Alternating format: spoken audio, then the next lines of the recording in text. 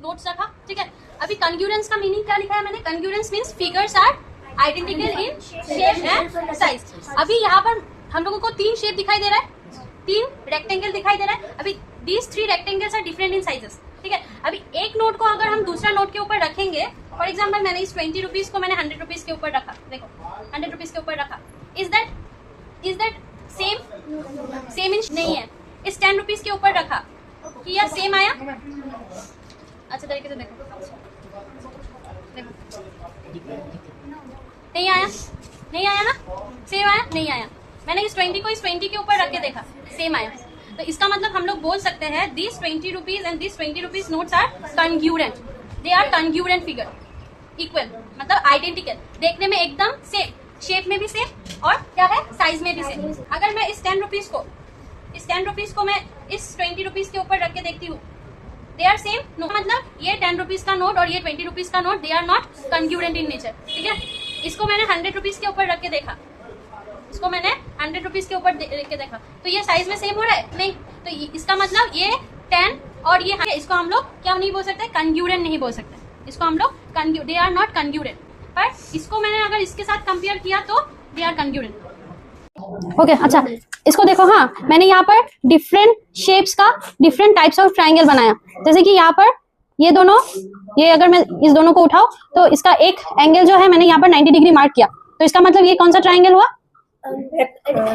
Right angle हुआ।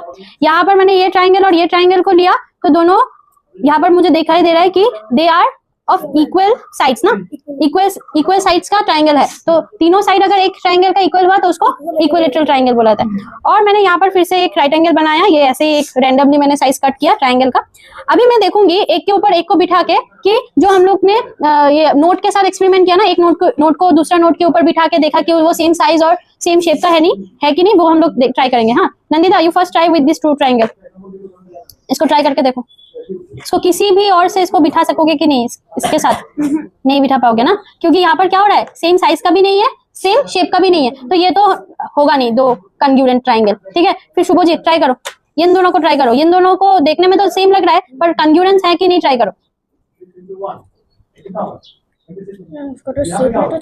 हाँ हाँ, इसका शेप में तो ये गुजरा कि सेम साइज का तो ये नहीं है, इसलिए वो कंग्यूरेंट तो नहीं हो सकता। कंग्यूरेंट तो नहीं हो सकता, क्यों, क्योंकि ये सेम साइज का तो नहीं है ना। शेप तो चलो ठीक है ना, छोड़ो, शेप दोनों का सेम है, they both are right triangle ना, राइट एंगल ट्रायंगल, पर ये तो साइज का तो नहीं हो रहा है, तो फिर से भी ये दोनों क्या नहीं हुआ, कंग्यूरेंट ट्रायंगल तो नहीं हुआ। फिर रोनी ट्राई करो विद दिस टू, इन दोनों से ट्राई करो, बिठा पा रहे हो, नहीं बिठा पा रहे हो ना।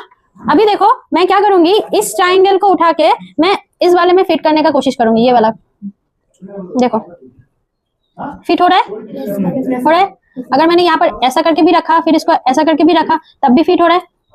क्यों फिट हो रहा है, क्योंकि ये दोनों सेम साइज का भी है और सेम शेप का भी है, शेप भी सेम है और साइज भी सेम है। तो कंग्यूरेंस का मीनिंग यही होता है कि अगर एक फिगर को उठा के मैंने दूसरे फिगर के ऊपर प्लेस कर दिया, आइडेंटिकली प्लेस कर दिया, उसका मतलब दे बोथ आर कंग्यूरेंट फिगर, ठीक है।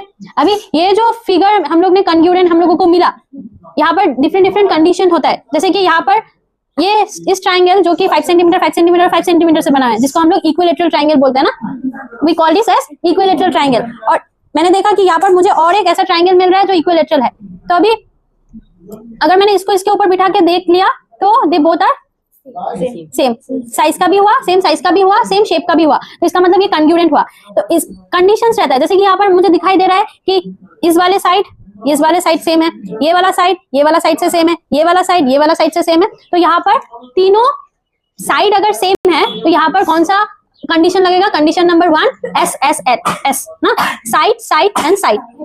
इन दोनों को अगर मैंने रखा, इन दोनों को अगर मुझे ये दोनों अगर मुझे कंग्यूरेंट ट्राइंगल मिला, तो यहाँ का कंडीशन भी हम लोगों को सीखना पड़ेगा, ये किस कंडीशन के ऊपर बेस करके है, एस साइड, क्योंकि इस एंगल का तीनों साइड इस एंगल का तीनों साइड से मैच होता है। अब अभी आते हैं इन दोनों के ऊपर, जो हम लोगों का ये मिला था ना, इन दोनों का मिला ना, यहाँ पर अगर मैं यहाँ पर इसको ABC लिखती हूँ, ठीक है, और इस ट्राइंगल को मैं क्या लिखती हूँ, DEF, ठीक है, DEF।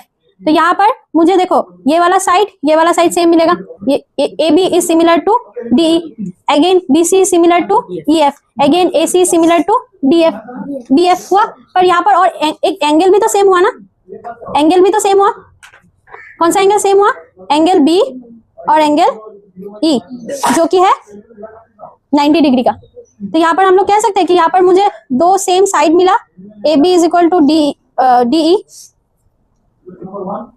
और दूसरा B C is equal to E F. तो यहाँ पर मुझे दो साइड एंगल साइड बोल सकती हो, मुझे सिमिलर मिला, कॉन्ग्रुएंट मिला। तो ये बनता है हम लोगों का कंडीशन नंबर 1 और ये बनता है हम लोगों का कंडीशन नंबर 2, जहाँ पर कंडीशन नंबर 1 में हम लोग ने तीनों साइड को सेम लिया, तो ये कंडीशन नंबर 1 अप्लाई हुआ साइड, और कंडीशन नंबर 2 में हम लोग ने दो साइड को लिया और एक एंगल सिमिलर लिया। कौन सा एंगल सिमिलर है?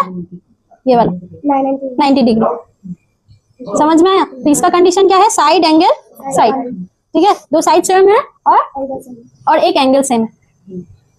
कॉन्ग्रुएंस का कंसेप्ट समझ में आया? पहले हम लोग ने नोट से पढ़ा क्योंकि नोट का डायरेक्ट अप्लाई यहाँ पर नहीं होगा, क्योंकि हम लोगों का चैप्टर का नाम है कॉन्ग्रुएंस ऑफ ट्राइंगल, ठीक है। इसीलिए हम लोग ने फिर से ट्राइंगल डिफरेंट शेप्स, यहाँ पर जैसे कि डिफरेंट शेप्स था, इसको इसके साथ बिठा के देखा तो ये आइडेंटिकल नेचर नहीं है, ऐसे बिठा के देखा तब भी नहीं हुआ, सेम साइज सेम शेप का तो हो रहा है पर साइज का नहीं हो रहा है। सिमिलरली ये और ये दोनों शेप भी सेम है पर साइज फिर से सेम नहीं है, ठीक है। तो जब भी कॉन्ग्रुएंस का कंसेप्ट आता है उससे हम लोग को क्या समझना पड़ेगा कि जहां पर एक फिगर को उठा के हम लोग दूसरे फिगर के ऊपर